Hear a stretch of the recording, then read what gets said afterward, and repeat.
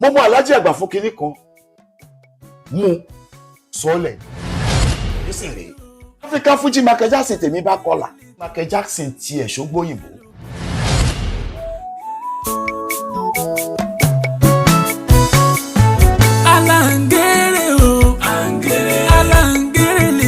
Bọ́lájí Adémi Àjàní Kabaka Bọ́lá musician African Fuji Michael Jackson African Michael Jackson. ṣé mo pé ńgbà tí Alhaji Àgbà kú gbogbo àwọn sítórì Alhaji Àgbà ló dá Fuji lẹ̀ Alhaji Àgbà ló ní káwọn máa ṣe Fuji nígbà tí Alhaji Àgbà kú ni o Alhaji kò ní tí ò fi jọ́ kan gbà fún Alhaji Àgbà tán fi ṣáájú wọlé ọlọ́ wọn ò gbà fún gẹ́gẹ́ bí olùdásílẹ̀ wọn ò gbà. Wasiu Ayinde kind of music tó ń play yàtọ̀ sí tèmi it might be richer bigger than me but musically kò lè sọ pé òun máa pa mí láyò mo ṣe one way musician o bí music tí wọ́n ṣe lọ nìyẹn almost the same pattern wọ́n play every day. Bàbá wa Kollington Àyìnlá sọ wípé. ọ̀hún kí ló wá lè lè tó yìí kí ni àti ẹ̀ máa fi tó ìlú tèmi tó jẹ fún mi. ó kàn tó gbé tó pè é ó kàn gbé tó pè é ó kàn gbé. ó busy ó busy. Àǹgẹ̀rẹ̀ lẹ́tọ̀ ètò kan ní kókóró kan mẹ́rin pọ̀ ẹ̀kúnkún mẹ́niyẹn ní. Wasiu Ayinde màmá ẹ̀ kú mi ò lọ síbi àwọn èèyàn lọ síbẹ̀ bó ṣe ìyá mi lè kú lé ní sí kí Wasiu Ayinde ló ń bọ̀ wá síbi òkú ìyá mi ni ẹni tí ò bá sinmi níbi òkú ìyá èèyàn ò gbọ́dọ̀ ṣe èrè níbi òkú ìyá ẹ̀. Bí àkọ́kọ́ ṣòfin l'Ògùn State ó ní kó máa san 5,000 wà láwọn adé ni gbogbo wọn sẹ́lẹ̀ Kánò ní kíákíá ó wàá ké èmi nǹkan ṣoṣo. rárá èmi ò sákòrò abẹ́kọ̀ gbogbo táìmù tí díyà wà yẹn irọ́ mi ti mọ̀ Ṣẹ̀fíù Àlàó mi ti mọ̀. the only person tí mo mọ̀ kó senior mi ní Bariga òun ni first Pasuma òun ni oúnjẹ Pasuma ní bẹ̀rẹ̀ pẹ̀pẹ̀.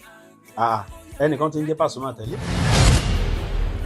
àwọn èèyàn máa ń believe pé ìgbà tó bẹ́sẹ̀ rẹ̀ dé tó kọ́ African Fuji Michael Jackson ló bring Kabaka down ẹ lọ bèrè lọ́wọ́ ẹ̀ kí ni microphone mi ṣe látijọ́ Sunday the Wednesday lọ́wọ́ bẹ́sẹ̀ rẹ̀ kí wọ́n tó rí gbà lọ́wọ́ ẹ̀ tí wọ́n bá lọ lógún ọdún owó tó máa bá níjọ́ kan ṣù.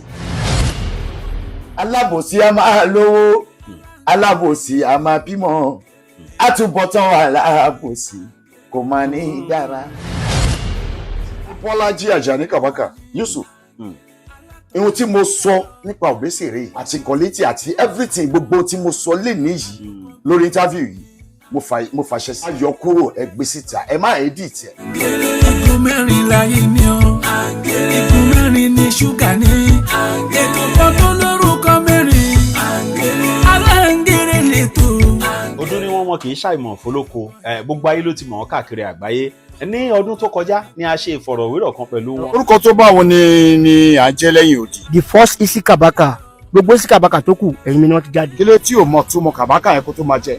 Kabaka has been existing. I start music in 1969 orin wéré. 69 nígbà wo nìyẹn 69 báwo I'm 64 years old. 64 yes 1960 kò lè sọ pé òun tù mí lọ a máa wà ní 8th grade. torí ẹ̀yin tẹ̀ ń wò wá fúngbà àkọ́kọ́ ó ní àǹtẹ̀mú ọkàn tí ọ̀pọ̀ fi dáhùn mọ̀ ibẹ̀ láti máa bẹ̀rẹ̀. everybody ló lè. anybody ló lè jẹ Kabaka o. Àjàní mi Kabaka l'original number one. sẹlẹgbẹ ẹ lẹniwẹ. kò sí. wọ́n ṣí nílé wa wà. mo ṣí nílé wa wà. nílé àlámọ̀ níbi tá tí mo rí jáde ohun ojú bá rí ẹnu ò gbọ́dọ̀ sọ. ẹ má ṣe gbé borùn bẹ́dẹ́lé wa láyọ̀nù sọ. ẹ má ṣe gbé borùn bẹ́dẹ́lé. December 25, 1990 ni mo jẹ Basọ̀run Onífàájì of Mushin. Ní in the history of Mushin kò sóní fújì tó ṣáájú mi joyè ní Mushin. Kabaka ẹ tún dé. Alhaji Àgbà of a blessed memory. Wọn ṣáájú mi joyè Mushin tó bá happen pé bóyá wọn joyè Mushin. Èmi lolórin àkọ́kọ́ tí ọba wa Fatai Aileru tó máa kọ́ fi joyè ní Mushin. 1990 December 25. 1990. Bẹ́ẹ̀ December 25 lọ́jọ́ Christmas kankan. Wow. 1990. Ìjọ yẹn gan kan lẹ́lẹ́ ń sùn wọ́n lẹ́ ń sùn níbi tẹ́ ti ń joyè. Nǹkan tó ṣẹlẹ̀ ni pé a ti wà lóde bíi a ti ṣàìsùn bíi 5 so àjẹ́ ńlá ti report sí palace ní ìjọ 25 yẹn ìjọ 25 yẹn náà tún níṣẹ́ torí àwọn ojúwòye elite club tí wọ́n jẹ́ àjínà elite club ń sìn àwọn náà ní anniversary ìjọ yẹn náà ni mo joyè so bàbá wa ẹsẹ̀ kẹ̀kẹ́ wọ́n sì wà láyé nígbà yẹn bàbá wa Òsùmàkàlà àgbà that is bàbá Osmak tó jẹ́ mẹ́mbà Lagos State House of Assembly ń sìn ìyẹn Núríní Àyìndé Akínsànyà bàbá wọn náà wà láyé ńgbà yẹn so pẹ̀lú ogbó àwọn olóyè tó ń jẹ́ titled chief ní Mùṣín nígbà yẹn 1990 December 25. ok ẹ dárúkọ yín torí àwọn ẹlòmíì tó wù wá fún bá. orúkọ mi ni Alhaji Chief Bọ́lájí Kabaka Yusuf tí o gba ayé mọ̀ sí Isi Kabaka. Original àbí number one. Original number one. Original number the one. one and only. The one, no, one, not one and only. Isi Kabaka pọ̀. The one and only tí èmi ṣì mọ̀. Àwọn yòókù lè jẹ lẹ́yìn. Okay. Ṣùgbọ́n the one and only Isi Kabaka Àjàní Adé. Bó ṣe lọ ní àtọ̀rọ̀ náà fi bẹ́ṣìn. Àtọ̀rọ̀ náà fi bí ẹṣin.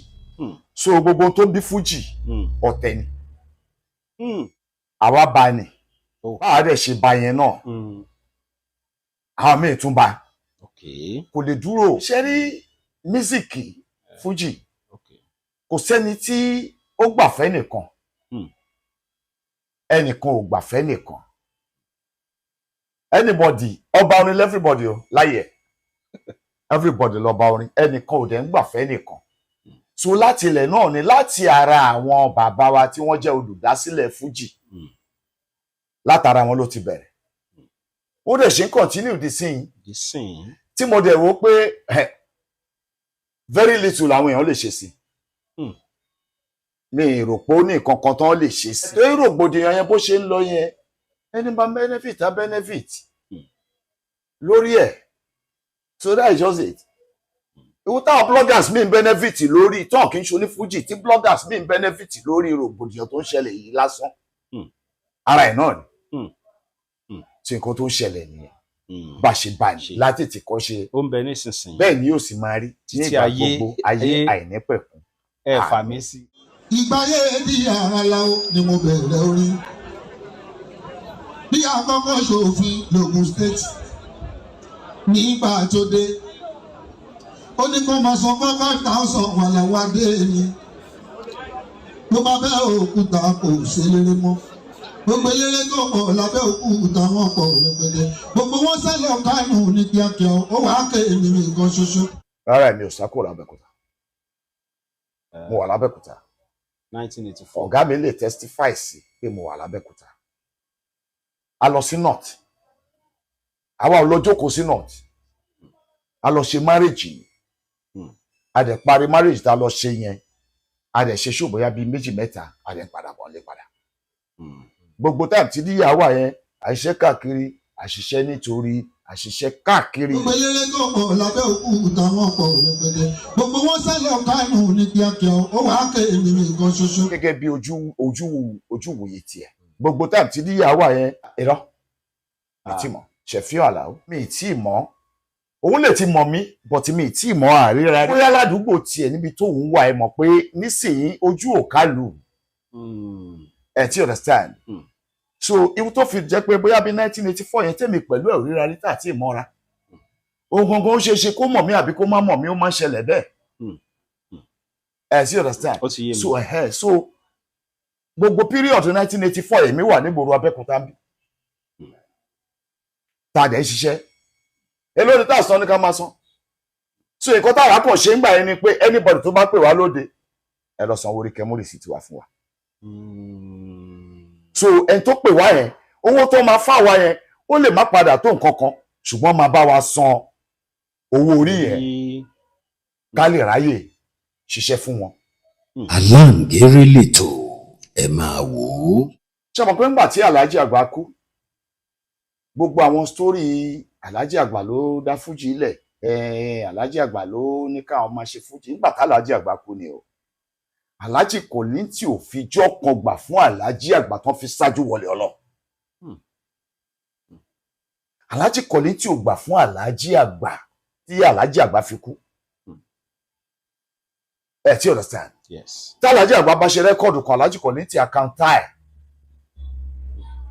wọn ò gbà fún gẹ́gẹ́ bí olùdásílẹ̀ wọn ò gbà.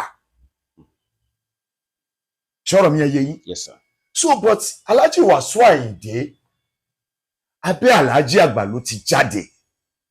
Loyalty ẹ̀ ò belong síbòmíì ju Alhaji Àgbà lọ.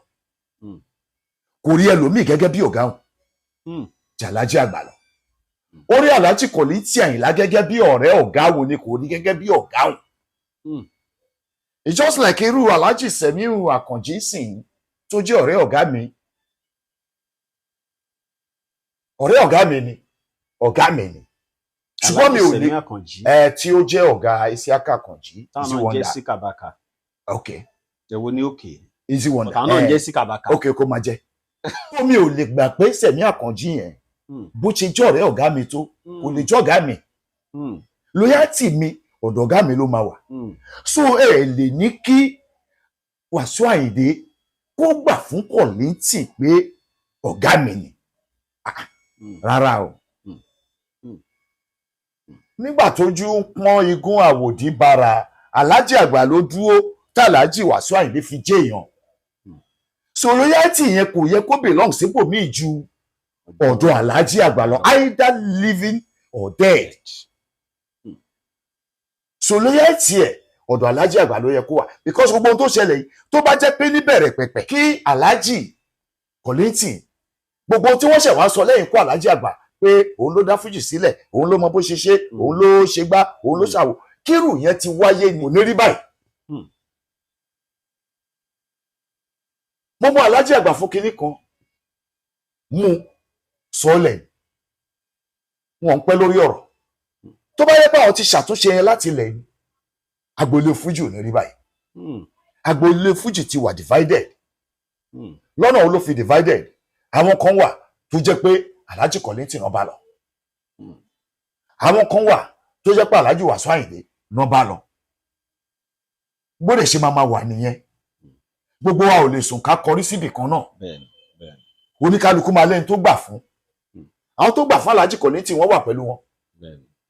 Ṣùgbọ́n ẹ̀ lè compulsory Wasiu Ayinde láti wá tẹríba fún Alhaji Kollington because kò ń ṣọ̀gá ẹ̀. Ní industry yìí aṣíwájú ni wọ́n fún gbogbo wa even fún Alhaji Wasiu Ayinde but loyalty Alhaji Wasiu Ayinde ọ̀dọ̀ Barrister ló máa wà. Kò lè símbò míì. Alhaji Kọ́lágun ò lè expect ẹ pé kàn believe pé ókè lẹ́yìn tí Barrister ti kú èmi ló kàn ó gbọ́dọ̀ loyalty yẹn èmi ló gbọ́dọ̀ wà lóyà sí kò possible. Rárá o ajá òróró kó sójúlé méjì.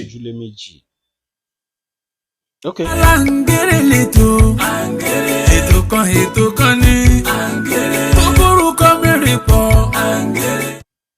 Ibi tí wọ́n bá pè mí sí ẹ̀ ní rí mi bẹ́ẹ̀ o. Ṣé rí àwọn míì wà tó jẹ́ pé ṣí popularity náà wá. Nígbà tí Màmá Paso tí wọ́n jáde láyé ní jọjọ́ mẹ́jọ níjọ́ Fìdáù mo wà ń bẹ̀. Wọn ò pè mí wọn ti wọ́n láti wà ń bẹ̀ láti pay last respect torí màmá ti wà ní. Ìyẹn compulsory. Nígbà tí bàbá tèmi kú ní 2016 mo pe Paso mo sọ fún àṣejọ mẹ́jọ Ṣínà Àkànní wà ń bẹ̀ everybody wà ń bẹ̀ but Paso ò lè wá. Mo dẹ̀ sọ fún amáṣòkúnjọ́ báyìí ìwọ mo fẹ́ kó iṣẹ́ fún mi oní bàbá ẹgbẹ́ ní Kogi State lòun níṣẹ́. Àwọn dẹ̀ máa lọ by road in which táwọn ti máa kú òní ó kọ̀la ó dẹ̀ kó fún Bàlíngà kó wá kó fún mi. Owó ìnáwó ni Màláíkà náà dẹ̀ rán yàn wá ó ní kó wá kó fún mi. Ṣẹjọ torí Ọlọ́run nígbà tí màmá tiẹ̀ wá kú yẹn ká gbà pé òun ò lè wá sí ibi òkú bàbá tèmi ṣùgbọ́n ṣojúṣe mo dẹ̀ lọ láti ṣojúṣe tèmi. Èní Wasiu Ayinde màmá ẹ̀ kú mi ò lọ síbi àwọn èèyàn lọ síbẹ̀ ẹ̀ tán rí wọn rí ẹ̀ tí wọn ò rí. Bó ṣe ìyá mi lè kú lé ní sí kí Wasiu Ayinde ló ń bọ̀ wá síbi òkú ìyá mi ni ẹ̀ tí ò bá sinmi níbi òkú ìyá èèyàn ò gbọ́dọ̀ ṣe èrè níbi òkú ìyá ẹ̀. I have my own policy. Wasiu Ayinde I'm a principled man. Fine, principled man ni. èmi náà principled man ní láyè tèmi tí nǹkan tó ṣẹlẹ̀ nìyẹn ibi tó ọba pè mí sí ẹ wo kí màláìkà kí mi rí nǹkan tó fẹ́ ṣe tó bá notify mi ní 24 hours àbí pàṣẹ notify mi 24 hours ẹ mọ̀ pé ó ti ń sọ fáwọn èèyàn bí oṣù méjì mẹ́ta kó jẹ́ 24 hours ni mo gbọ́ màá débẹ̀. ìyẹn Paso àti Màláìkà. bẹ́ẹ̀ ni àtàwẹ́wẹ́ màá débẹ̀. mi mọ̀ gbà tí Wasiu Ayinde bẹ̀rẹ̀ iṣẹ́ orin èmi ti kúrò lọ́dọ̀ ọ̀gá tèmi láti 1979 ni mo ti dá dúró. 1979. yes. mo gbọ́njú mọ Barrister ni pé èèyàn ń dìde ẹ mọ̀ pé èmi ò gbélé Yorùbá dáadáa. primary 3 ni mo wà ní Holy Trinity primary school tó wà ní ọ̀nà Aito yẹn ibẹ̀ ni mo ti wà kó tó di pé ẹ̀gbọ́n mi wá mú mi kúrò ń bẹ̀ lọ sí the present Imo State Owerri ṣẹ̀gbọ́n mi yẹn ló tọ́ mi àkóòlò Owerri Onitsha Benin Enugu kankan ibà o he was a soldier man of a blessed memory kọ́lọ́n bá mi foríjì wọn so àwọn náà tọ́ èmi bọ́ ńgbà tèmi máa padà dé ní gbogbo bá ṣe wà lọ́hùn yẹn tí rẹ́kọ̀dì Alhaji Àgbà bá jáde ní Èkó lẹ́ni ó máa tó bí abijọ́ kẹta kó tó dọ́dọ̀ wa lọ́hùn yẹn ṣùgbọ́n ti máa lọ sanwó lẹ̀ fún so àágbọ́ àṣọ mo dáyé bá Barrister lórí pé èèyàn ń lajú pé èèyàn ń gbọ́ mísíkì mo lajú bá wọn. nígbà tí àwa ti ń ṣiṣẹ́ tiwa àti ń kọrin káàkiri àwa gan ti ń ṣe live kó tó di pa àṣẹ bẹ̀rẹ̀ sí gbọ́ tàlà 84 tàlà kìíní kankan ìgbà wo mo ti wà well established. but ẹ̀yin release first record yín lọ́dún wo. ṣe rí àti tàǹtà release record yẹn kọ́ ló mátà bí òun ṣe àwọn iṣẹ́ tẹ́ ti ṣe. àìmọye ẹni tó ti bẹ̀rẹ̀ ṣáájú wọn tó release record even tó ti bẹ̀rẹ̀ ṣáájú èmi tó yẹ pé even after maybe 10-5 years tèmi ti release lòun ṣe release tó ọ̀dẹ̀ ń ṣẹgbẹ́ mi nídìí iṣẹ́ yìí ṣé Michael Jackson tiẹ̀ ṣógbóyìnbó Obesere ìbọn ọ̀rọ̀ Nigeria African fújì Michael Jackson ló kọlà èmi nìyẹn ṣé Michael Jackson tiẹ̀ gbóyìnbó tó bá ṣe ń try àìbóyá ọgbà tíṣà lábẹ́nú tó ń kọ. that guy Obesere yẹn èṣù. èmi ò sọ pé nìkan ló bring me down àwọn èèyàn máa ń believe pé ìgbà tó Obesere dé tó kọ African Fuji Michael Jackson ló bring Kabaka down ẹ lọ bèrè lọ́wọ́ ẹ̀ pé kí ló fi microphone mi ṣe kí ló Obesere fi microphone mi ṣe pé ó máa kọ́kọ́ wá ṣeré ní Mushin alásàlátù ló kọ́kọ́ wá ṣeré Sudan tó record fèmí nígbà yẹn wá fẹ́ ṣí Sudan Sound and Vision ní alásàlátù lórí ta alásàlátù ní Mushin. ó rẹ̀ ti bá mi sọ pé a máa play ọjọ́ Sunday ló bọ́ sí. I'm always a busy man there. ó wá pù pé a ti ṣe ṣó bóyá bí ṣó mẹ́rin àbí márùn for that Sunday torí máa wà ní Africana for Friday Africana for Friday ìjọ Wednesday ìjọ Thursday ni máa wà ní Bongo so Friday àti máa iṣẹ́ ọ̀sán ká tó padà sí Africana Saturday night Saturday afternoon a máa níṣẹ́ a máa wà ní Canary a máa wà ní Africana a máa wà ní Bongo a dẹ̀ máa ṣẹ́ ẹ̀ta pẹ̀lú ẹ̀ àárọ̀ ọjọ́ yẹn mo ti wọlé kọ̀ọ̀kan igbá wo things like that ní Sudan pàdé ọ̀rẹ́ mi kan ló ọkọ wa bá mi lé à ń pè ní Ayé Wàhídì pọ̀tà máa ń pè ní Ayé Bàbá Razaki. He's a fearless actor. Kò sẹ́ni tí ò lè ẹ gbàgbé pé nìkan ló wà tí ò lè bá sọ̀rọ̀. So wọ́kùn wa bá ní àárọ̀ ọjọ́ yẹn ló bá rí. Àyàrí báwo ni bá ní mo wà pa. Ó bá ní báwo la fẹ́ ṣì ní. Mo ní ṣíṣe náà ni. Ó bá ní àwọn Sudan máa tó dédé sí i. Pé ohun tí wọ́n bá fẹ́ ni kò bá wọn fẹ́ o. Pé wọ́n ti lọ sọ pé bọ̀bọ̀ Obesere yẹn ó máa ṣiṣẹ́ fún ìgbà wo things like that ní kankan adẹjọ́ sọ̀rọ̀ mú ní ihun tó bá ti fẹ́ náà ni ogun tiẹ̀ ti rẹ̀ ní tẹ́lẹ̀ máa kúkú fẹ́ máa ráyè fìgbà yẹn sinmi àti alẹ́ dẹ̀ ni àbáṣe fàájì ó bá lọ kò pẹ́ Sudan dé lóòótọ́ ọmọ Oyèrùn ìsí mèrèǹgè àbáṣákira àlọ slang àṣákira kọ̀ọ̀kan ẹ̀yin àti ta ni. èèyàn ẹ̀ Sudan gangan tó fẹ́ ṣe pátí lálẹ́jọ́ yẹn Okay. Sulaimon ọmọdélẹ̀ so ló bá ní àwọn èèyàn tiẹ̀ wá sọ fóun pé bọ̀bọ̀ ògbé súyà bóbé kinní kan yẹn kankan ibà ó pé àwọn kan ní kó wá play fóun kankan ibà ó amúlòdà wà ní ó dáa ṣé mo pé ẹnìkan ti hìtì mi pé nǹkan báyìí ni wọ́n fẹ́ ṣe so meanwhile n bá ní òkè kò sí wàhálà kò tí ì ṣe rẹ́kọ̀dù máa ẹ̀ so n bá ní kò sí wàhálà pé kán go ahead no problem ó bá ní èmi ni bàbá káwọn ló máa kó orinṣẹ́ lẹ̀ o wà ní owó orinṣẹ́ ṣáwọn ò ní irinṣẹ́ ni ó ní bí ká gba irinṣẹ́ lẹ̀ fún wọn náà ní nǹkan kan igbá o èló ní irinṣẹ́ ó bá ní 3,000 lálẹ́ kó 3,000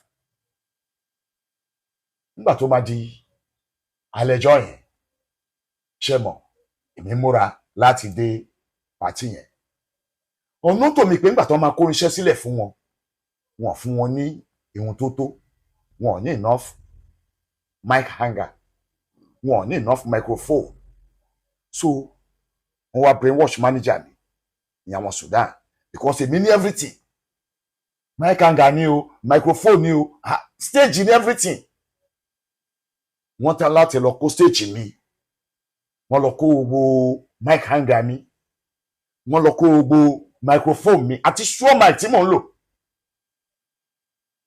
ọba kò fún wọn ṣé àmọ́ mi ò máàkì mo dẹ̀ débẹ̀ adẹ̀jókòó wọ́n dẹ̀ mú wá kí mi Òbésèré àwọn Sudan gbogbo wọn mú wá kí mi kàrákà ní ẹ̀kọ́ kan ó dẹ̀ kí mi normally ó kí mi kọ̀ọ̀kan ó dẹ̀ padà sẹ́nu iṣẹ́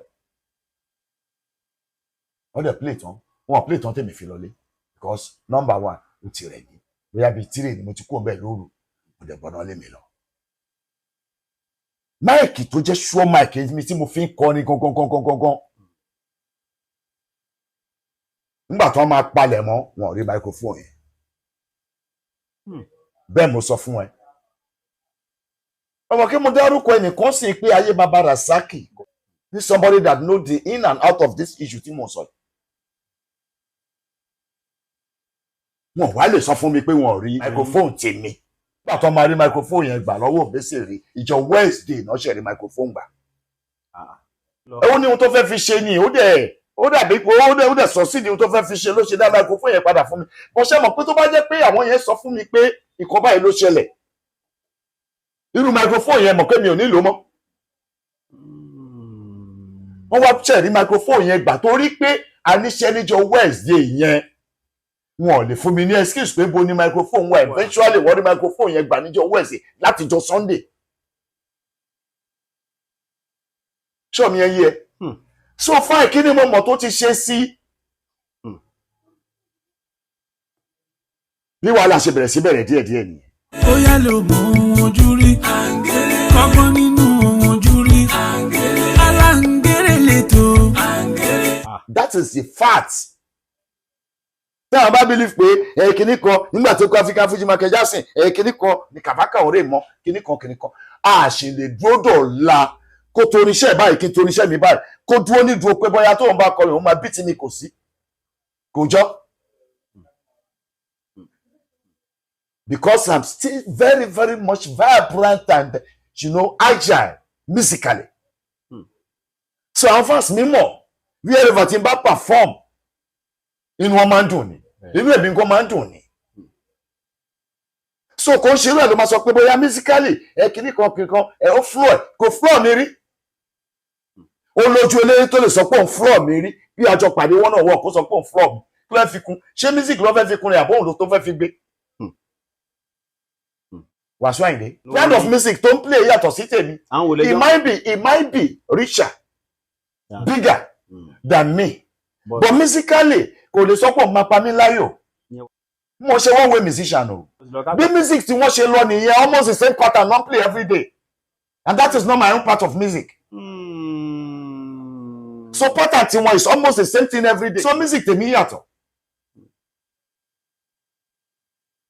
So music mi kò dúró lójú kan That's just it. Mo ti ń bá kọ lẹ́nu kọ́ ni máa kọ lọ́la. So bọ́rọ̀ Obesere ṣe rí nìyẹn. Ẹ jọ̀ọ́, kí ni àgbẹ̀ ń wá lóko di aago 7 alẹ́ tí ò bá jẹ́ pé ó fẹ́ húṣu àgbẹ̀ ẹgbẹ́ ìwà? Kí ni microphone mi ṣe látijọ́ Sunday di Wednesday lọ́wọ́ Obesere kí wọ́n tó rí gbà lọ́wọ́ ẹ̀ tí wọ́n dẹ̀ jẹ́wọ́ fún mi pé nǹkan báyìí ló ṣẹlẹ̀? That same microphone náà mo tún lò ń jọ yẹn fi kọrin. Ṣùgbọ́n mo kàn nígbàgbọ́ kinní kan pé tí wọ́n bá lọ lógún ọdún òótọ́ máa bá níjọ́ kan ṣo. Torọ́ lọ́hùn ògọ̀. Tí wọ́n bá ta fà sókè tó yí dó borí tọba yóò bá rí tọ̀run wò. But isi kàbàkà dúró o bẹ́yìn ṣe ń sọ yẹn sìn tó bá jẹ́ pọ́wọ́ Obesere kọ́ ni microphone yìí wà nǹkan. Ọwọ́ ẹ̀ náà ti lọ gbà ṣe bọ́n lọ gbà nílé ẹ̀ lébùtì mẹ́ta ni. Ẹ̀yin òde ṣẹ́yìn wá rò pé bóyá Obesere ṣe nǹkan kan sí microphone yìí ni. Rárá kò ṣe ló fi wà nílé ẹ̀ fúnjọ́ mẹ́ta. Tó bá jọ ń lọ lòun patí mi nǹkan. Rárá ó lọ lòun patí ni wọn ò gba irinṣẹ́ ń bò mí ní patí ló fi jẹ́ pé that single microphone ló mú lọ. Ọmọ Yorùbá ni ẹ jẹ́ ká rò ó dáadáa náà. Tó Obesere bá kọ́ máa tún bá àwọn microphone yìí lọ ń sìn nǹkan. Ẹ kó come out ṣe bí evidence wà ṣe bá àwọn tó sì wà láyé náà. Nǹkan tó ṣẹlẹ̀ ni pé nígbà tá a máa lọ ṣe record African Fuji Michael Jackson àwọn bóyá wà ní studio. So bàtà wa ṣe record yẹn that's all la fẹ́ fún. Title. Bọ̀bọ̀ ìkọ́nù àwọn printers tó ń print jacket ló wá ní ẹ ká lo title African Fuji Michael Jackson yẹn straight now. Who know? I know her. You know Bọ́lájí Adémi Àjàní Kabaka. Bọ́lá musician African Fuji Michael Jackson African Michael Jackson bá ṣe kọ́ tí wà nìyẹn. Bọ̀bọ̀ yìí wá ní instead of tẹ̀sí sọ pé dáńsọ ọ̀rẹ́ kìíní kan ẹ jẹ́ ká lo African Fuji Michael Jackson yẹn direct ó tàn adẹ̀ló. So next ládẹ̀ bẹ̀rẹ̀ sí gbọ́ pé African Fuji Michael Jackson ò kọlà fine nígbà tí ó máa release ya but African Fuji Michael Jackson tiẹ̀ náà ò gbóyìnbó.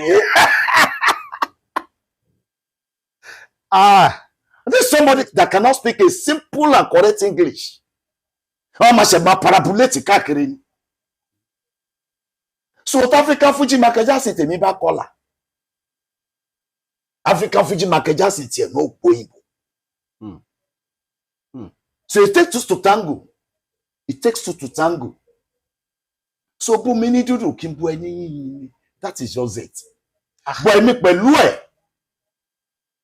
Yàtọ̀ sọ̀rọ̀ microphone bàbá yẹn ò ṣẹ̀ mí. Ní Obesere. Wàláì kò ṣẹ̀ mí rí. Ọ̀rẹ́ mi kan wà admọ̀. Ṣé rí ibi tí ò bá ti sí ọ̀tẹ̀ ẹ lè rí dààmú bẹ́ẹ̀. Sudan tí mò ń sọ yìí àwọn gan pẹ̀lú ẹni tó dá wàhálà yẹn sílẹ̀ nígbà yẹn torọ́ rẹ̀ mi kan wà of a blessed memory ń sìn admọ̀ Musba ọmọdé Mosun Nigerian Airport Authority staff wọ́n jẹ́ Vance Obesere ó jẹ́ Vance Kabaka ọ̀bọ̀ yẹn mọ̀ kí mo like glasses gan. So ní airport níjọ́ tí àwọn glasses bá wọ owó ẹ̀ tó bá jẹ́ 8 ni èmi ló ń bọ̀ kó wá fún àwọn chrome àwọn gold plated glasses ó lóun ń lò but òun lọ́rẹ̀ẹ́ tó ń lò kò ní ta fún mi o máa fún yín. ó wá rí bọ́rọ̀ ẹ̀ ṣe ń lọ nígbà yẹn ó bá ní sí rí òun ò rí àsẹ́nìbọ́dì tó ṣe kinní tó difficult báyìí òun dẹ̀ ń gbé ní Àgùdà èmi ń gbé ní Ìjẹ̀ṣà tẹ̀dó pé pèmí láàárọ̀ ọjọ́ yẹn ni pé kàbákàbá mi ń lé bá délé ẹ̀ kò tí kò lọ sílé ẹ̀ ní Kọ̀túnbà yẹn bá délé ẹ̀ bí ṣe délé ẹ̀ yẹn kò ju 30 minutes bàbá sì ṣe dé ní ilé admọ̀ ló bá ní kàbákà àbúrò ẹ̀ nìyẹn bá ní báwo ni kankan igbá wa bá dẹ̀ kẹ́ra kíní kan tó bá ní mo sọ fẹ́ pé kàbákà ń ṣe tó ní máa tó bá ní àbàbà kò rí bẹ́ẹ̀ mìíràn ń ṣe aláfojúdi àwọn Sudan náà ní kóun ta sí àlàyé Sudan was a big name nínú àwọn oní recording gbà yẹn. bẹ́ẹ̀ni Sudan. Ó ní àwọn Sudan náà ní kóun ta sálàyé nǹkan kan ẹgbẹ́ àwọn òpè ọmọ ó bá fẹ́ rí mo ṣe wọ̀ ó bá fẹ́ ṣe kiri kan àfi kó ta sálàyé kiri kan ẹgbẹ́ àyẹn rẹ̀ ni. Ok, ó stop láti ní ìlọ. Ẹ tí understand? Yes sir. Èmi kò lè ti pàdé maybe 1 or 2 occasions. Ó máa pọ́n mi lé. But ẹ dúró náà ìbàjẹ́ ẹjọ́ kan oṣù ti bí yẹn kan. Ṣé mọ́rùn kan tó ti dá sínú ayé tèmi? Àwa rí mi sì wá pọ́n mi lé àwọn èèyàn rò pé you are a good man. A good man in what sense? Lọ́nà wo? Ó ti ṣe mí jàǹbá rí náà. Ìwọ fúnra ìkẹ̀dẹ̀rẹ́ wàláhì gbogbo ọjọ́ tó bá ti ń gbọ́rọ̀ tí mi ń sọ yóò máa rántí lọ́kàn ẹ̀. Ó lè má come out, ó lè má jẹ́wọ́ ọ̀ tó máa rántí. Right, iṣẹ́ báyìí ta fi ṣe ń gbà yẹn. Sọ aláyè padà mọ́.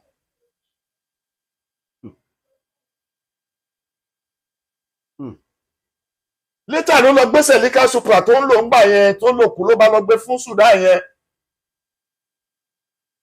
Ẹ ti understand? Ó yẹ iná ewu o. Marketer ló máa ń fún musician ní nǹkan. Bó tí ò bá níbi tó ń jọ kí Fádé ẹjọ́ ṣọ́ máa gbàgbẹ́rù kẹrì tó fi di pé ó ń gbé sẹ̀líkà fún. Ó gbá lòkù sẹ̀líkà fún. Ló náà bá rò páyé pin síbẹ̀. Thank God to their better off than them. Mo lówó, mo ń ṣe mélòníà o. Bọ̀ mo sì ṣe rí, mo sì ṣe wò jù wọ́n lọ. Iṣẹ́ mi ò dẹ̀ kú. Kò tí ẹ̀ ní kú lágbára Ọlọ́run. Iṣẹ́ mi ò kú because Easter dé tán. Easter dé tán. Iṣẹ́ ń bọ̀. Jigbijigbi. Ní ẹnujọ́ mẹ́ta yìí, mo ṣètò kan fún Love Idris. Wọ́n sọ̀rọ̀ ohun tí àwọn àtòbésèré kojú. Àwọn èèyàn bú wọn gan-an. Kódà àwọn èèyàn bèmí náà. But tí ò wáyé àwọn èèyàn ni pé Kasinati kì í ṣe gbogbo yèmí jẹ́ ààyò olórin kan àbólórin kan gbówó fún mi pé iṣẹ́ tèmi mọ̀ lèmi ń ṣe. Oníkálukú dẹ̀ lórí ọ̀fẹ́ láti sọ ìrírí ẹ̀. Kì í ṣe pé yèmí jọ́ta Òbésèré ẹ̀ẹ́dẹ̀gbọ́n náà ọ̀rọ̀ tán sánsìn pé Òbésèré ti ráwọn lẹ́yìn ìgbà yẹn. But torí báwọn èèyàn ń rò pé rẹ́kọ̀ọ̀dù yẹn gẹ́gẹ́ bẹ́yìn náà ṣe ń rò ń gbà yẹn àwọn náà dẹ̀ sánsìn. Nǹkan táwọn èèyàn rò ní pé rẹ́kọ̀ọ̀dù yẹn ìkan bíìtì kan rárá o. Òròlú lè sọ ohun tí fígọ̀ rẹ́kọ̀dù tèmi mú o. Mákẹ́tà tiẹ̀ lè sọ ohun tí fígọ̀ rẹ́kọ̀dù ẹ̀ mú. I think it's January 28 this year. Òbésèré ṣe 60 years. Kárí ìgbà yẹn náà Òbésèré invite iṣẹ́ máa lọ. Tó bá invite mi, mi ń ṣe sadist o. Mi ń ṣe àríwúre má dùnnú. Tó bá invite mi officially máa lọ. Fine. Nígbà tí Kòńtà pè mí ọ̀rẹ́ mi alájọṣe mi mẹ́tò sínú ọ̀run àmì èjì ọ̀rẹ́ ni wá. Òun wà ní Bàrígà èmi wà ní Mushin. Èkó lájọ wà òun dẹ̀ ń play ní Kẹnẹrí. Èmi náà ń play ní Kẹnẹrí. Èmi play l'Africana mo ń play ní Bongo. Àsìkò tá a mọ́ra la mọ́ra kò ṣe níbẹ̀rẹ̀ pẹ̀pẹ̀ kó ṣe bẹ̀rẹ̀ fújì. Jẹ́jẹ́ mọ́ra. The only person tí mo mọ̀ pé senior mi ní Bàrígà òun ni first Pasuma. Alhaji Taju, there's one Pasuma ní Bàrígà.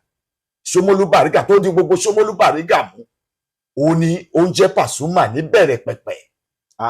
Ẹnìkan tí ń jẹ́ Pasuma tẹ́lẹ̀. Yes. Tó ń kọ fújì. Aládùúgbò àwọn Kòńtà. Ṣẹ́ni yẹn ṣì wà. Ó ti kú. Ok, bóyá gbà tán kú ni Paso ń jẹ́ Paso. No, before kan tó kú ló derive orúkọ ẹ̀. So àwọn nìkan ni mo mọ̀ gẹ́gẹ́ bí ọ̀gá tí mo mọ̀ pé àwọn eléyìí wọ́n senior mi. Ṣé ní ò senior mi di iṣẹ́ náà? Ẹ̀gbọ́n ẹ̀ Múkà ọmọ alákàlùkò ńgbà tí yẹn ṣe graduation. Ṣínà ò tí ì dá ní báǹdì lọ́dún yẹn lọ́hùn-ún. Wọ́n fi ní àrọ̀bọ̀ yìí ọmọlẹ́bí náà ní òkè nìkan kìnìkan náà ń kọ́ fújì kankan ẹgbẹ́ àwọn obìnrin gbé microphone fún. Lágọ̀ọ́ kan bí Àjàó Commander ẹ̀gbọ́n àgbà làwọn ẹ̀wọ̀n yẹn ti pẹ́. Kẹ́mu yẹra mọ́ ní òsínìọ̀ mi nídìí fújì o. Wọ́n ti ń ṣe àpàlà wọn wọ́n gbà tán máa sọ pé àwọn ń padà sídìí fújì wọ́n bá mi on ground ni o àpàrà la mọ̀ wọ́n sí lọ́dọ̀ Àyìnlá Ọmọwúrà bọ̀ pé à ń ṣe fújì wọ́n bá mi on ground ni. Èjìrẹ́ Bonanza ńkọ́. Ọ̀gá mi ni. Àlàǹgẹ̀rẹ̀. ṣé mo pé ní alásàlá tó ń gbà ẹ̀ gbogbo alásàlá tó yẹn pátá kàbá kákọ̀s ló wà mẹ́. Gbogbo alásàlá pátápátá ìyẹn ọ́fíìsì dá yẹn kàbá kákọ̀s ni kò síbi tí àwọn fáǹsì kàbákà lè wà káàkiri tó a máa tó nǹkan bíi 6:37 àti ń dé síbẹ̀.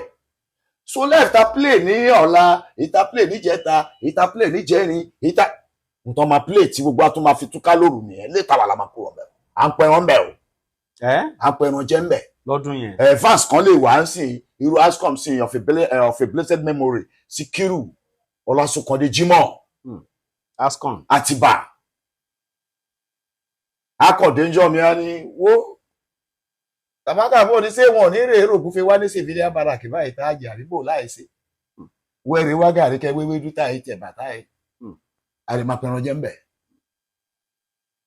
wọ́n dé stage kan àwọn believe pé bóyá ojú ayé ni bóyá ó ní nǹkan kan tá à ń bọ̀ ń bẹ̀ yẹn irọ́ ni.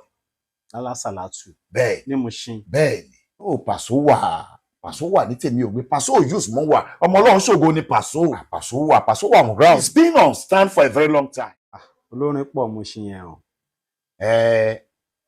olórin pọ̀ olórin láti pọ̀ Mushin because Mushin ní orírun fújì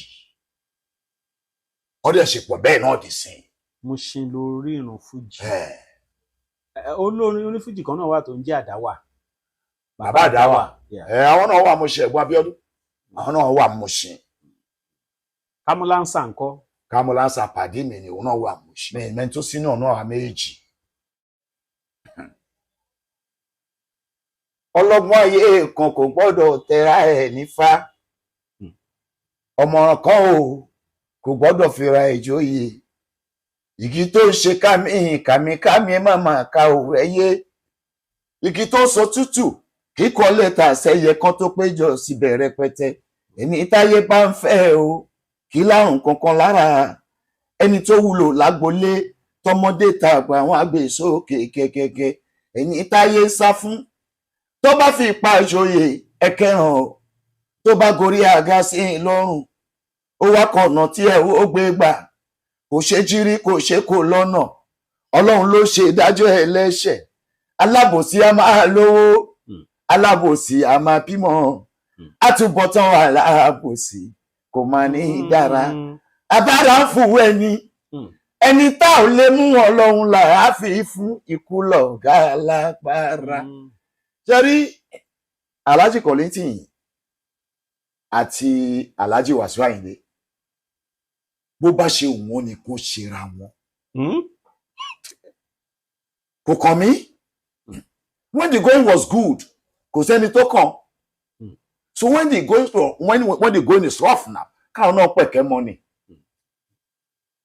Mo sì sọ kinní kan tó bá jẹ́ pé àwọn ti ṣàtúnṣe yẹn k'Alhaji àgbà tó jáde láyé ni.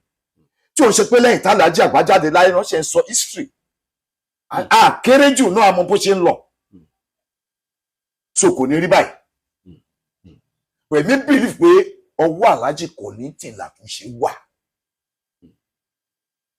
tẹ́ bá rí gẹ́gẹ́ bí ọmọ yín fine ọmọ yín ni pèyàn ń gbókèrè kó mọ dúndùn ọbẹ̀ ẹ súnmọ́ ẹ béèrè ẹ sọ fún ẹ lọ ka mọ́lé kẹrin tún tó bá wà láàrin ókè ẹ fẹ́ pe peace meeting ẹ fẹ́ ṣe gbá ẹ fẹ́ ṣàwo kìnnìkan nǹkan kan igbá wo peace meeting tẹ́ fẹ́ pè yẹn ẹ jọ ṣe nígbà tẹ́ bá pe peace meeting Òbésèré ń jà pẹ̀lú ẹnìkan ẹni atawẹ́wẹ́ kìnnìkan kọ́rẹ́nsì kìnnìkan ẹ jọ yín fúnra yín àti Wasiu Ayinde ṣe ti yanjú ọ̀rọ̀ tó wà lára ẹ̀yà ara yín kẹ́ tó yanjú tó wà láàrin ogun fújì tó kù. Ṣe just like pé kí ọ sọ pé òun fi iná sílé òrùlé òun lọ sùn ní. There's no two way to it àfi kọ́ make sure pé àwọn come to compromise kọ́ yanjú ogun tó bá wà láàrin wọn. Kí o gbẹ́dẹ̀ yanjú. tọ́rọ̀ bá ti yanjú láàrin àwọn méjèèjì yẹn agboolé fújì ti tò ohun tó ṣẹlẹ̀ nìyẹn tó bá fẹ́ kó yanjú ó máa yanjú o tó bá gbé gbèsè pé kó yanjú ó máa yanjú. Wàsíù Àyìndé dúró tì mí nígbà tí mo ṣe òkú ìyá mi bàbá wa Kọ̀lítì Àyìnlá ló sọ bẹ́ẹ̀ wọ́n sọ wípé. ọ̀hún kí ló wá lè lè tó yìí kí ìyá àti ẹ̀ máa títà ìlú tèmi tó jẹ́ fún mi. Kan tó gbé tó pè é kan gbé tó pè é kan gbé. ó bísì ni ó bísì. ẹ ó bísì ni ẹni ìyá ẹ̀ kú tó sáré káàkiri ó bísì ni. so táà tó dẹ̀ máa padà rí kọ́ọ̀lù wọn ó tún ti gbàgbé láti pè padà. ṣe nǹkan tó ń ṣẹlẹ̀ nìyẹn. ok Isi Kabaka ọdún bíi mẹ́rin bí márùn lẹ ti release record gbẹ̀yìn. ó ń pẹ́. a ní mò ń sọ mo ní Easter iṣẹ́ tuntun ń bọ̀ lọ́nà. látọwọ́ Isi Kabaka. tá a ti ń pòpọ̀ lọ́wọ́lọ́wọ́ ó ń bọ̀ lọ́nà tá a ti ń pòpọ̀. káwọn èèyàn máa retí ẹ̀. nǹkan máa retí ẹ̀ ní Easter. ní last week Saturday wọ́n ròyìn tútẹ̀ pa lórí omi níbi òkú ìyá àna ọ̀rẹ́ yín kan. ọ̀rẹ́ mi ni ẹ̀gbọ́n mi ẹbí mi èèyàn mi ni ìyàwó ẹ̀ tún jẹ́ olóko ìyá mi sóò ìyá mi kékeré. torí àwọn ohun tí n bá ṣe ń bẹ̀ pátápátá mo rí ṣe. torí àwọn èèyàn sọ pé kí ló ṣẹlẹ̀ pé Isi Kabaka ilé ilé. bó ṣe yẹ kó wà náà nìyẹn. bó ṣe yẹ kó wà náà nìyẹn torí ọ̀rẹ́ mi tẹ̀ ń sọ yìí Lukman Lawal a ti jọ wà láti ayé gbọ́n. àbábẹ́kúta ṣe tó lé nìyí pé mo dábẹ́kúta lé nìyí mo lọ́rẹ̀ẹ́ tó pọ̀ but at least òun làwọn èèyàn mọ̀ pé ọ̀rẹ́ Kabaka lélẹ̀ èmi náà dẹ̀ mọ̀ pọ̀ ọ̀rẹ́ mi ni because blood is thicker than water. Yes. so anything tí n bá ṣe ń bẹ̀ kò sí bí ṣe lè fara ṣiṣẹ́ tó ń bẹ̀ ẹ ti understand mo fẹ́ justify friendship tó wà láàrin àwa méjèèjì. torí ẹ túlẹ̀ gan lọ́jọ́ yẹn. bó ṣe yẹ kó wà gangan nìyẹn. Isi Kabaka ètò tá a ṣe fún yín gbà yẹn I think it's around July last year. Yes. àwọn èèyàn ta sí yín gan àwọn kan bu yín àwọn kan sọ̀rọ̀ oríṣiríṣi báwo lẹ ṣe feel. bá a ṣe balẹ̀ ayé nìyẹn. Some people will praise you. Some people will use their mouth to whitewash you. But àwọn nǹkan yẹn nǹkan tó ti máa wà lá for a very long time tá a rí rò ní. ẹnìkan sì post ọlá ọ̀kan làwọn ó sì post Kabaka who know this guy kìnìkan ara kan tí mò ń sọ yìí idiot kan náà sì ń sọ pé yes Kabaka has been on top for a very long time until Obesere come and fọyàn. o kò kàn mí níjọ́ kan ṣá máa jọ́ kan ṣá ẹnìkan ṣá máa pàdé mi inú àwọn yẹn tó mọ ability mi on stage gbogbo àwọn tó ń sọ̀rọ̀ yìí púpọ̀ nu wọn ẹlòmíì ò rí Kabaka rí ó kàn ń bọ̀ ni. kàn ń gbọ́ ni. mo ti ṣe kò dúrí inú hall mo dẹ̀ jókòó inú hall yẹn gangan ní kò dún ni o mo dẹ̀ jókòó nínú hall yẹn bọ́bọ́ yẹn àwọn American base yẹn ni ẹ̀gbọ́n mi ẹ jókòó báyìí ẹ jókòó táwọn ọ̀rẹ́ mi ń bí nǹkan kan ibà o so mo ní mò ń bọ̀ ẹ mọ̀ kò mú mi débẹ̀ so later ó kàn ní kẹ́nìkan mú mi lọ jókòó sọ́dọ̀ àwọn ọ̀rẹ́ bá dẹ̀ jókòó ẹni yẹn dẹ̀ ń sọ lẹ́gbẹ̀ẹ́ mi pé ó ga ọ̀wọ́ ìṣá tó bá tiẹ̀ wá pé DJ kan ṣé kò bẹ́tà tó wá ń pe Kabaka irú àwọn Kabaka yẹn dẹ̀ tún kí ló túbọ̀ tó fẹ́ kọ́ kí ní kọ̀ọ̀kan tí bọ́ sórí stage rárá. àjọjọ alẹ́gbẹ̀ẹ́ mi lèèyàn wà. pé láì lè kí ló túbọ̀ táyì lè fẹ́ kọ̀ọ̀kan ìgbà ẹ̀ lè kẹ̀ kí ní kọ̀ọ̀kan ìgbà o àdẹ̀jọ jókòó. nígbà tó dẹ̀ tó time ti máa gorí stage mo dẹ̀ gorí stage mo dẹ̀ ń ṣiṣẹ́ mi lọ wẹ́rẹ́wẹ́rẹ́ láàárín àwọn middle class tó wà ń bẹ̀ bọ̀bọ̀ ẹ̀ ló náwó jù. ìyẹn ni tó sọ̀rọ̀ yẹn. kò wá lọ ló bá takò tí mo fi play tán event center ó yẹ ká stop ní bóyá bíi 8:30 bọ̀bọ̀ ẹ̀ bá wọn sọ̀rọ̀ àìṣe di 9 bọ̀bọ̀ yìí ò lọ. so gbà tí a fi máa stop yẹn àwọn ọ̀rẹ́ mi kan láti Ìkòdú wọ́n ti wọlé so bá jókòó táwọn ẹ̀ ló bá ẹ̀sà ẹ̀gbọ́n ẹjọ́ sí mi lẹ̀ wọ́n ní kó máa bọ̀ ọba ìbádọ̀ balẹ̀ ló ní kí n má bínú pé òun ò rí mi rí mo ní èmi náà ò rí ẹ rí ó ní èmi mò ń sọ̀rọ̀ lẹ́gbẹ̀ẹ́ yín lẹ́ẹ̀kan yẹn kankan mo ní mi ìrántí ó ní tóun sọ̀rọ̀ pé kí mi ìrántí ìwé sí mo gbọ́ ó ṣe wo nǹkan lèèyàn máa ń ṣe bí ẹni tó gbọ́ ló bá ní àbàbà ẹ gbọ́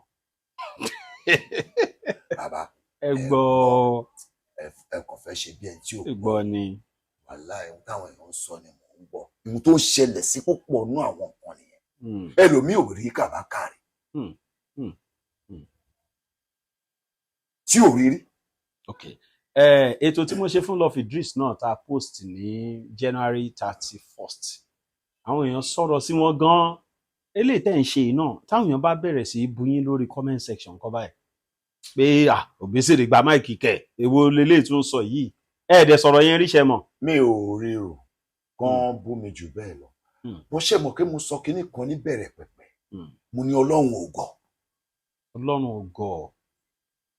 ó ṣọ̀rọ̀ 30 years ni mò ń sọ yìí brọ́dà mi sọ́rí but àwọn tó mọ̀ ọ́ tájọ wà ní Mushin nígbà yẹn ó play tó ń mú microphone mi tó jẹ́ personal microphone mi tí mò ń lò ó mú lọ wọ́n ṣe wá kọ̀tọ́ lọ gbà lọ́wọ́ ẹ̀ kọ́ bú mi ìyẹn ò ṣe big deal nígbà tí wọ́n bú Love Idris ṣé Love Idris ń purọ́ ni clear evidence wà náà clear evidence tó wà tẹ́mi mọ̀ ni pé tí ìkọ̀kọ̀ ọba pamọ́ pọ̀ torí 5 and 6 ni wọ́n tí mo mọ̀ dáadáa torí wo period èmi sì wà lágége mo wà ní Olúfúnláyọ̀ mo máa ń ṣe show every Thursday lọ́dọ̀ Fúnmi Olúkòsì mo máa ń ṣe show every Thursday 5 and 6 ni wọ́n even then Idris is better off musically than Òbésèré so tó bá lọ tó bá dé tó bá nìkan kó báyìí ló ṣẹlẹ̀ láàrin àwọn tó fẹ́ bu tó fẹ́ ṣe báyẹn kí ló dé tí wọn ò ṣèwádìí ẹ lọ bó Òbésèré ẹ bèèrè lọ́wọ́ Òbésèré pé Idris bá ṣe jẹ́ fàṣẹ bọ̀bọ̀ kan wọ́n pè ní Idris ó sọ nǹkan báyìí what do you have to say about it. torí Love Idris bó ṣe wá kò gbádùn ààrẹ ò yá dáadáa ó máa tún lọ síbòmí o ó máa ro kiri ni so that's just it. Aláǹgẹ̀rẹ̀ lẹ́tọ̀ ètò kan ní kúkúrú kan mẹ́rin pọ̀ ẹ̀kúnkún mẹ́niyẹn ní. Pasuma kan tó bí òtí tí wọ́n kọ bí Òbésèré dáadáa. You don't bite the fingers that feeds you.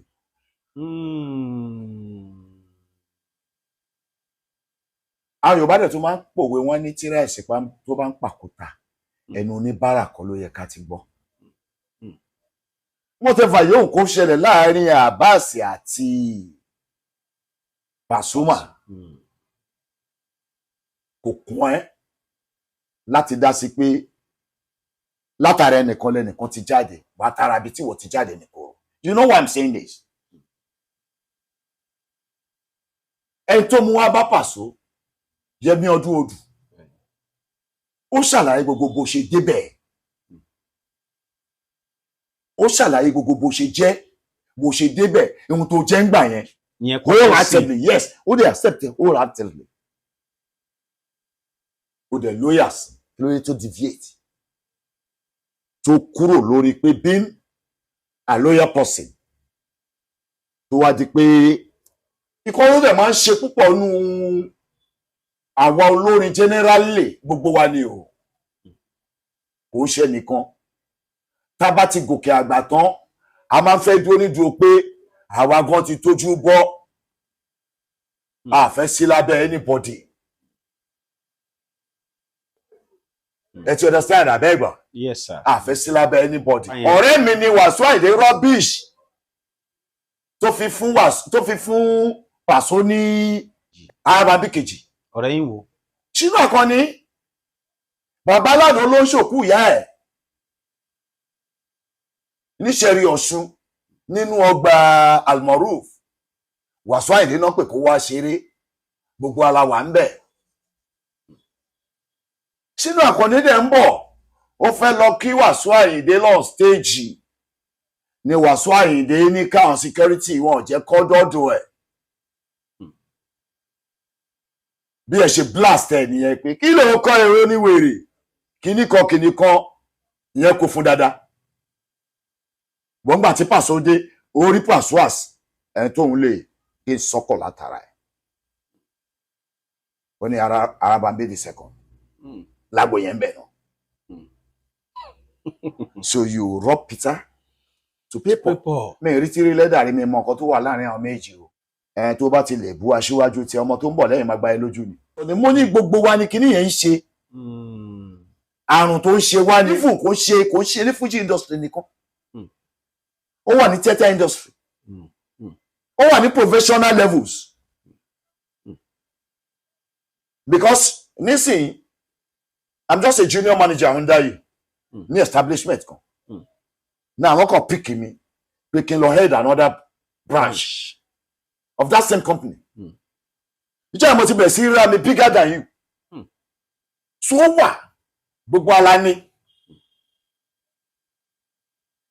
But Paso ó ṣe tiẹ̀ decently.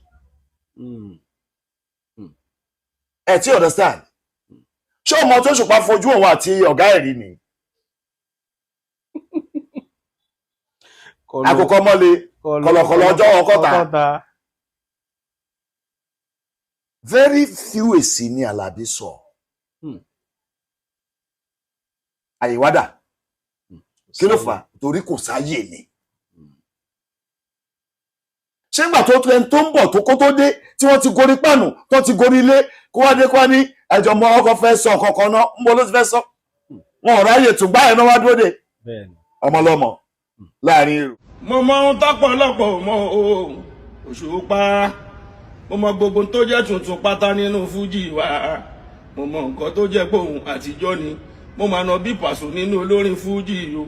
Mo máa nà bí Òṣùpá sáré dán pápá ọba. Mo bá Basido ọba aláṣàkáṣà òun. Mo máa nà bí Bàrúsà tí kọ́lọ́mbà àdìfọ̀rùn kẹ́wọ̀n. Àwọn ànábì tó mọ̀ ló sọ yẹn. Ó ṣe é ṣe kó má mọ̀ mí o. Ó lè fi Pàṣọ wé Òṣùpá lọ́dọ̀ tèmi. Nǹkan tí mò ń sọ yẹn ò yí ẹ. Ṣé mi tajọ́ ríra 24/7? Tajọ́ wà ní tẹ́rìtì kan náà. A máa lọ ṣiṣẹ́ lájégúnlẹ̀ ni. Nígbà tó Òṣùpá máa dé mo ṣe bí shadow ló kọ́ ń lọ perform láti gain recognition. So Alabi has been on ground for a very long time before then. So kill and work. So ọmọ mo ṣe ni Màláíkà. Ibẹ̀ ló dàgbà sí. Ibẹ̀ náà ti tọ́. Gbogbo ṣe kú kẹ̀kẹ́ káàkiri àdúgbò gbogbo bí tó ti rẹ̀ ti kẹ̀kẹ́ everything gbogbo ẹ̀kọ́ ọ̀pọ̀ ẹgbà o mo sì wà lábíọ́dún gbà ọ́fíìsì mi sì wà lábíọ́dún. So ó ti yàtọ̀ sí ẹni tajọ́ ríra wa 24/7 day in day out ó ti yàtọ̀. All right, Isika Baka bí a ṣe ń ṣe program yìí Kobesere wá ní òun fẹ́ ṣe peace talk pẹ̀lú yín bóun tiẹ̀ fẹ́ pè yín pé okay Isika Baka bàbá ẹ já jókòó ká sọ̀rọ̀ kí la lè ṣe way out ẹ lè gbà. Kí la fẹ́ sọ? No, pé kákan ti ẹ̀rọ. The deed has been done. Kí la fẹ́ sọ? Ẹ mọ̀ pé ẹ ti sọ̀rọ̀ kan náà bí tẹ bá ra lẹ́yìn ìgbà yẹn máa ń pọ́nra lé. Yes. Àpọ́nlé gbangba nìyẹn. Ẹ̀yà burú tó ti ṣe sí mi láti ẹ̀yìn yẹn kọ̀. Kobesere bá lóhun gbàgbé òun ò fi máìkì ń ṣe nǹkan kan kọ́. Fine, kó búra sí i. Ìjọ tó bá búra sí i ní ìbúra gidi máa gbà wá láì. Ó lè máa tán mú mi for life. Sọ̀yìn rò pé Kobesere lo microphone yìí. Bẹ́ẹ̀ ni tí mo mọ̀ dáadáa. Ṣé wádìí dé? Bẹ́ẹ̀ ni. Bẹ́ẹ̀ ni. Tí mo wádìí ẹ̀ débẹ̀ tí mo dẹ̀ confirm ẹ̀. Sọ̀rọ̀ pé rẹ́kọ̀dù original African Michael Jackson kọ́ lọ́rọ̀ lẹ̀. Rárá. Rẹ́kọ̀dù tí ṣẹlẹ̀ nígbà tá à ń wí. So come to think of it. Okay, peace meeting kí nìyẹn? Àjà náà. Èmi pẹ̀lú ẹ̀ọ̀jà, à ń ríra, à ń pọ́nra lé, à ń ṣe ogbó ẹ̀. Wọ́n bá dẹ̀ rí mi tí ò kí mi, èmi kọ́ dẹ̀ jókòó ara mi ibi tí bá wà tí bá jókòó sí. Àgùdà kò jẹ lábẹ́ Gẹ̀ẹ́sì. Ṣọwọ́ oníkálukú. Lóníkálukú jẹ o. Ṣé Fuji. I'm not a beggar. Mo yájú lé olówó. Bẹ́ẹ̀ni. ẹ lè rí mi káàkiri kinní kan ní máa ń sọ bí tó bá ti pè mí sí don't expect to see me there kò sí nǹkan tí mo lọ ṣe. All right, sir. Alhaji Isika Bakale tí ń gbádùn látàárọ̀. Last week Saturday ní ọjọ́ ìbí wọn, ọmọ February ni wọ́n, February 22. I'm celebrating 65. 65. Ẹ̀mí á túbọ̀ gùn. Wọ́n ti sọ fún wa pé tó bá di Easter, ìyẹn ni bí ta bá ti ṣe ìtúnu àwẹ̀ tán. Bẹ́ẹ̀ni. Báyìí, a retí iṣẹ́ tuntun láti ọwọ́ Isika Baka. Bẹ́ẹ̀ni, the one and only. The one. Káṣá máa fi sí. The one and only. Identity ni. The one and only Isika Baka. Àjàní Adé. Májímá wẹ̀. Máṣoge lónìí o. Májímá wẹ̀ máṣoge. Àjàní wẹ̀wù tán. Afẹ́ ló láyé mi ló wẹ̀wù tán ó tọ́mọ. Bìnrin ò lè lọ. Májímá wẹ̀ máṣoge. Thank you. Ọ̀dà. Àwọn olólùfẹ́ yín káàkiri àgbáyé tó ń wò wá àwọn náà fẹ́ gba ẹ̀rọ ìbánisọ̀rọ̀ yín. Mo dúpẹ́ lọ́wọ́ àwọn olólùfẹ́ mi káàkiri gbogbo àgbáláyé Yẹ́misí Ọmọgbọ́lá ṣeré Kẹ́hìndé ọmọ Fálétí káàkiri bẹ́ẹ̀ mo dúpẹ́ lọ́wọ́ wọn. Nọ́mbà ìbánisọ̀rọ̀ mi tó jẹ́ direct number is 081 63 19 19 01 081 63 19 19 01 àbí 090 14 90 77 80 090 14 90 77 80. Àwọn nọ́mbà tẹ́ lè pè wọ́n sí nìyẹn fún gbogbo ìbéèrè tẹ́ bá fẹ́ béèrè tàbí ẹ ní òde eré tẹ́ fẹ́ gbé fún wọn ó sì jẹ́ fẹ́ gbà wọ́n féléré fún àwọn kan tó fẹ́ ṣe event ni tẹ́ bá rí performance bàbá ní last week Saturday ó kọjá bẹ́ẹ̀ láìpẹ́ náà ṣẹ́rí gbogbo wọn social media handle wọn àjẹkẹ́ gbọ́n pa ẹ̀ lórí platform yìí àti Facebook wọn àti YouTube àti Instagram àfẹ́kẹ́ máa follow wọn lórí gbogbo àwọn platform yìí pátápátá ẹ̀rọ ìbánisọ̀rọ̀ wọn yẹn tẹ́ bá ti ń pè tẹ́ bá ti ń chat wọn àwa máa update yín bí àwọn náà tún máa update yín ẹ ṣé gan Alhaji Isika Baka one and sugar iyọ̀ bless you brother. ká tó lọ sà ọ̀rọ̀ tẹ́ ẹ sọ nípa Òbésèré yìí ṣe fún mi lórí ọ̀fẹ́ láti gbé síta. Bọ́lájí Àjàní Kàbákà Yusuf ihun tí mo sọ nípa Òbésèré àti quality àti everything gbogbo tí mo sọ lénìí yìí lórí interview yìí mo fàṣẹ sí ayọ̀ kúrò ẹ gbé síta ẹ má edit ẹ bí mo ṣe sọ gangan ní kẹ́ ṣe sọ bẹ́ẹ̀ ni ọba ọmọ akọrin o. ọba ọmọ akọrin èyí ó kọ yẹn ọkọ nǹkan bẹ́ẹ̀ lọba máa sọ ọkọ nǹkan bẹ́ẹ̀ but ìjọba lè máa kọrin ìjọba lè máa kọrin ẹ ṣe kó dúró èyí kí ni mo sá ni mo bá ìjọba ò ní mo bá fà. ẹ̀yin kọ́ mò ń sọ tó lọ́rọ̀ Portable mo rántí o ẹ mọ̀ pé ẹ láìkí Portable. ògbà náà ò lè dọ́gba ọ̀ràn sìn ẹkùn fún rẹ̀. Thank you sir. ṣètò bẹ́ẹ̀ ni orí ẹ̀yà tọ̀ olóhùn agbérin.